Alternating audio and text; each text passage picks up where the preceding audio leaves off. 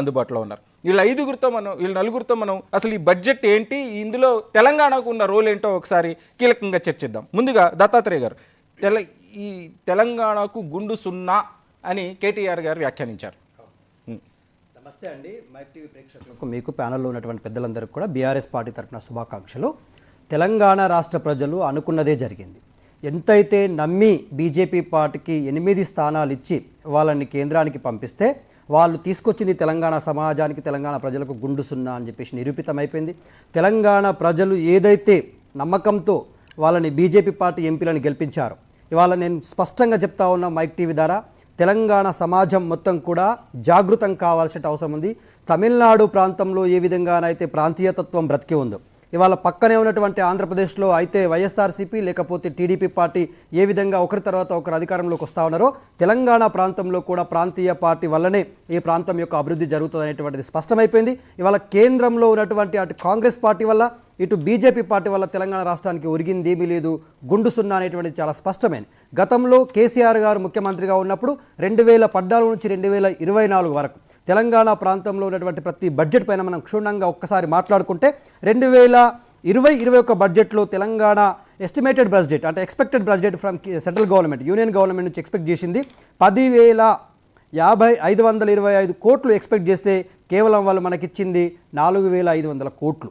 ఇవాళ 2021-22లో 38,000 కోట్లు మనం ఎక్స్పెక్ట్ చేస్తే వాళ్ళు మనకిచ్చింది మాత్రం కేవలం 8,000 కోట్లు. ఇవాళ 2022-23 బడ్జెట్లో మనం 41,000 ఎక్స్పెక్ట్ చేస్తే వాళ్ళు మనకిచ్చింది కేవలం 13,000 కోట్లు. ఇవాళ 2023-24 బడ్జెట్లో 41,000 మనం ఎక్స్పెక్ట్ చేస్తే కేవలం వాళ్ళు ఇచ్చింది మనకు 7,600 కోట్లు. అంటే తెలంగాణ నుంచి తీసుకోవడమే ఉంది తప్ప తెలంగాణకు తిరిగి ఇవ్వడం అనేటువంటిది లేకపోవడం చాలా బాధాకరం.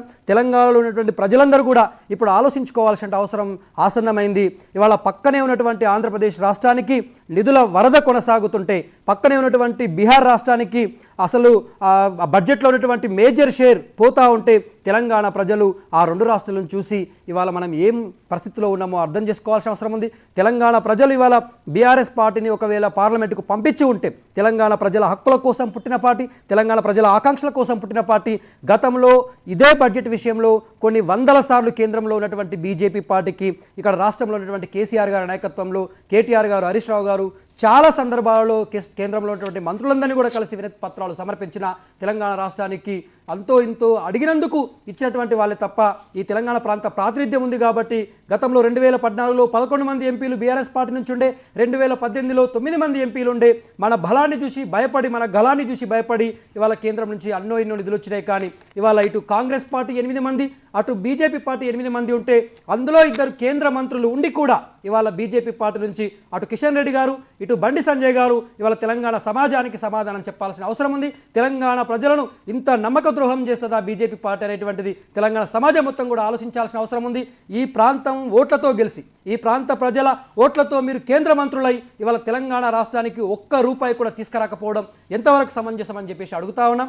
ఇది నిజంగా తెలంగాణ ప్రజలను డోకాబాజ్ అంటే మోసం చేసినటువంటిది. ఓటు వేసుకునే తర్వాత ఓటు మల్లన్న, ఓటు వేసిన తర్వాత బోడి మల్లన్న అనేటువంటి చందంలాగా ఇవాళ బీజేపీ పార్టీ వాళ్ళ తెలంగాణ సమాజాన్ని చూస్తూ ఉంది. మాకు చాలా బాధేస్తూ ఉంది. తెలంగాణలో ఉన్నటువంటి యాజ్ ఏ రెస్పాన్సిబుల్ ప్రతిపక్షంగా మేము ఇవాళ ఒకటే కోరుకుంటా ఉన్నాం, తెలంగాణ ప్రజలు ఎన్నో ఆశలతో బీజేపీ నాయకులను గెలిపించి ఉండొచ్చు, కానీ ఇవాళ తెలంగాణకు తీసుకొచ్చింది మాత్రం గుండు సున్నా. తెలంగాణలో మనం గతంలో 14 సంవత్సరాలుగా తెలంగాణ రాష్ట్రం కోసం ఏ విధంగానైతే కష్టపడి కొట్లాడినామో, రాష్ట్రం వచ్చిన తర్వాత 60 సంవత్సరాల దరిద్రాన్ని దూరం చేస్తూ కేసీఆర్ గారు ఉన్న డబ్బులన్నిటి కూడా వివిధ శాఖలకు పంచుతూ అన్ని రంగాలను సమిష్టిగా అభివృద్ధి చేసినటువంటి ఘనతను మనం చూస్తాం. హైదరాబాద్ని విశ్వనగరం చేసే క్రమంలో హైదరాబాద్కు మనం ఫ్లైఓవర్లు కట్టాం, హైదరాబాద్కు మనం అండర్ బ్రిడ్జ్లు కట్టాం, హైదరాబాద్కు మనం సాఫ్ట్వేర్ కంపెనీలు తీసుకొచ్చాం, ఇవాళ ఎంతో అభివృద్ధిని చేసుకోగలిగినాం. కానీ ఇవాళ కేంద్రం నుంచి మనకు రావాల్సిన నిధుల్లో ముఖ్యంగా రైల్వేకు మనం పెద్దపీట వేసుకున్నాం. తెలంగాణ రాష్ట్రంలో రైల్వే లైన్ లేని జిల్లాలు 9 ఉంటే ఒక్క జిల్లాకు కూడా ఒక రైల్వే లైన్ వేయకపోవడం చాలా బాధాకరం. గతంలో కేటీఆర్ గారు, హరీష్ రావు గారు 30 రైల్వే లైన్లకు వినతి పత్రాలు ఇచ్చారు. కేంద్రంలో ఉన్నటువంటి బీజేపీ పార్టీ నాయకులకు, మంత్రులకు 30 రైల్వే లైన్లను మనం కొత్తగా కావాల్సింది అని చెప్తే కేవలం వాళ్ళు 3 లైన్లకు తూతూ మంత్రంగా ప్రకటించి మనకు మొండి చేయి చూపించారు. గతం నుంచి కూడా తెలంగాణ రాష్ట్రంపై వివక్ష ఎందుకు అర్థమైతలేదు బీజేపీ పార్టీ. కేవలం మనం ఉన్న ప్రాంతం నుంచి గెలిచినటువంటి ఎంపీలు మాత్రం వాళ్ళకి అవసరం ఉంటుంది, కానీ మాకు వచ్చే వాటా విషయంలో, మాకు వచ్చే నిధుల విషయంలో మాత్రం మమ్మల్ని డోకా చేస్తూనే ఉన్నారు. దత్తాత్రేయ గారు మళ్ళీ మాట్లాడుకుందాం, మనం చాలా సుదీర్ఘమైన డిస్కషన్ చేద్దాం. నగేష్ గారు, కాంగ్రెస్ పార్టీ ఒకవైపు రాహుల్ గాంధీ, మల్లికార్జున్ ఖర్గే గారు ఇది కుర్చీ బచావ్ బడ్జెట్ అని వ్యాఖ్యానించారు. రెండో పక్క చిదంబరం గారు, జయరాం రమేష్ గారు ఇంకొక వ్యాఖ్య కూడా చేశారు.